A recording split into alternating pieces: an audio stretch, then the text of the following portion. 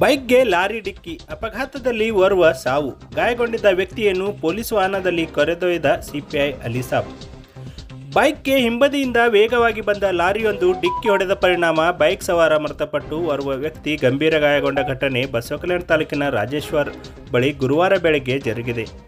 Bike ಮೇಲೆ ಮೊಳಕೆರ ಗ್ರಾಮದ ಕಡೆಗೆ ತೆರಳುತ್ತಿದ್ದ ವೇಳೆ ಈ ದುರ್ಘಟನೆ ಸಂಭವಿಸಿದೆ. ಘಟನೆಯಲ್ಲಿ ಗಾಳೆಪ್ಪ ಖರ್ಗೆ ವಯಸ್ಸು 40 ವರ್ಷ ಸಾವನ್ನಪ್ಪಿದ್ದಾರೆ. ವಿಶ್ವನಾಥ್ ಖರ್ಗೆ ವಯಸ್ಸು 28 ವರ್ಷ ಗಾಯಗೊಂಡವರು ಎಂದು ತಿಳಿದು ಬಂದಿದೆ.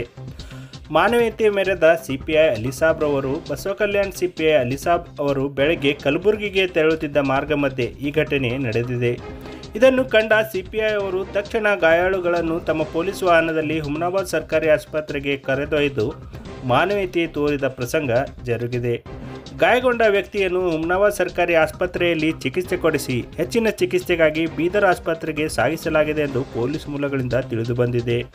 ಘಟನಾ ಸ್ಥಳಕ್ಕೆ ಸಂಚಾರಿ ಪೊಲೀಸ್ ಠಾಣೆ ಪಿಎಸ್ಐ ಸಿದ್ದೇಶ್ವರ್ ನೇತೃತ್ವದ ತಂಡ ಭೇಟಿ ನೀಡಿ ಪರಿಶೀಲಿಸಿದ್ದು ಪ್ರಕರಣ ದಾಖಲಿಸಲಾಗುತ್ತಿದೆ ಎಂದು ಹೇಳಿದ್ದಾರೆ.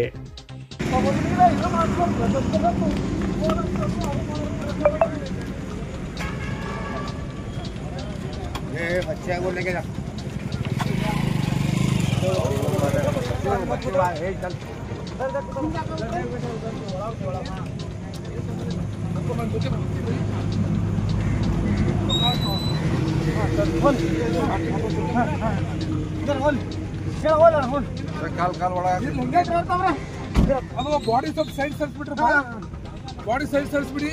ನಮ್ಮವ್ರು ಬರ್ತಾರೆ. ನಮ್ಮ ಟ್ರಾಫಿಕ್ ಕೇಸ್ ನಾವು ಗುಲ್ಬರ್ಗ ಹೋಗ್ಬೇಕಾಗಿತ್ತು.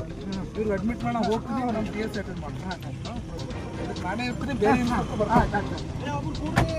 ಯಾರೇ ಒಬ್ಬರು ಜೊತೆ ಯಾರೊಬ್ಬರು